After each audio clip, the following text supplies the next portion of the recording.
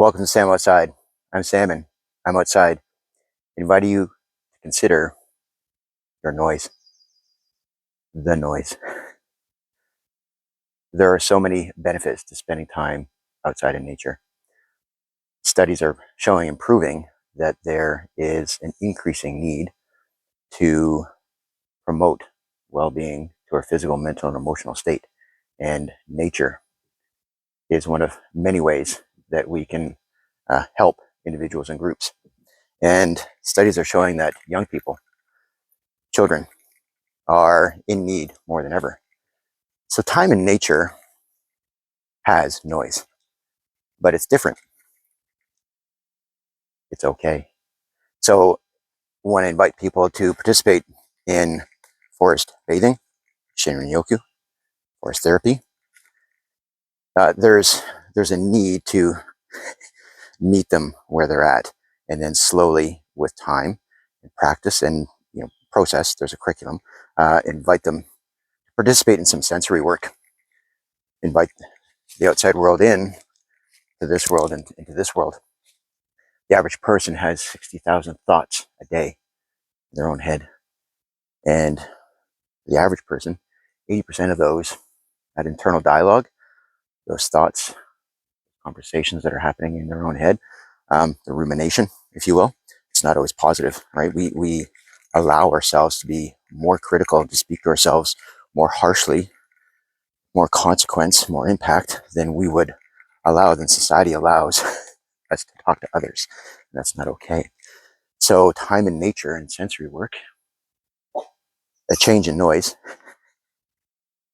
the natural world is less jarring, despite the cacophony of birds, squirrels, frogs, wind, footsteps, other living things in the natural world. That symphony, that noise, is differently accepted by our human brain, by our emotional state. And when we can start to participate in sensory work, focusing on some very important aspects of our evolution. So first and foremost, our sight is our most dominant sense. Just the act of walking through the natural world invites lateral eye movement that engages both hemispheres of our brain, and it starts to regulate the emotional side of our brain with the logical side of our brain.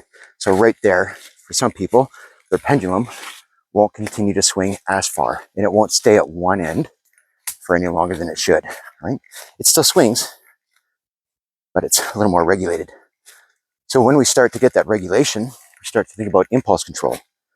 We start to think about extremes in thought, behavior, reactions, things like that. So especially with young people, they are the ones receiving nature prescriptions.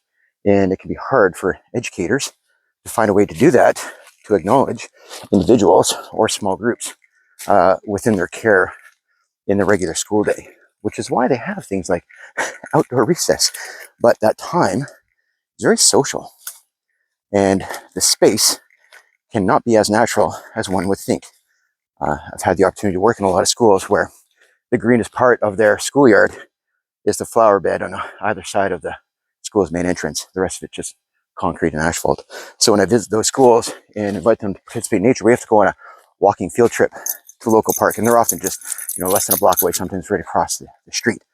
But it's amazing what those green spaces can do for self-regulation, for discovery, for calm, for connection, for interaction, not only within themselves, but with smaller groups, and given time with the large group as a whole, and then by extension, everything and everyone else. So the noise that's in here and that's in here can be softened when spending time in nature, exposed to natural sounds, natural sights, natural smells, natural touch, right? So the more urban the sounds, the more concentrated the sounds, the more jarring the experience on the emotional state. You hear a siren in the distance, the brain says, uh-oh. You hear a car horn in the distance, the brain says, uh-oh. You hear a shout, you hear a door slam, hear a school bell ring. The brain says, uh-oh, right? Attention. And that cacophony outside is enough to dysregulate, while all this other dysregulation is constant. Time in nature has a different noise, and it's better.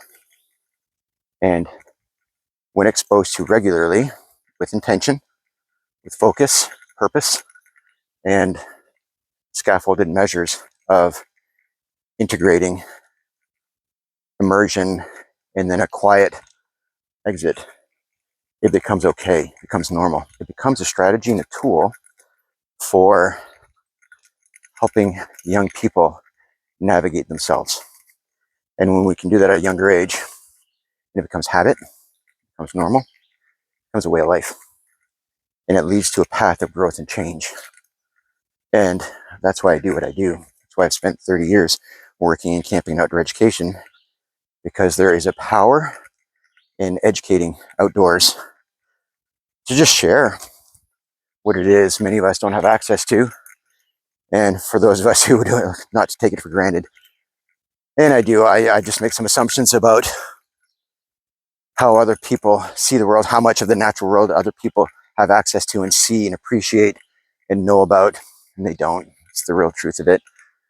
So there's actually been a decline in our population, and studies show that, right, releases in the latest multimedia platform, or the latest, most recent device, there's a dramatic decline in social connection and birth rates.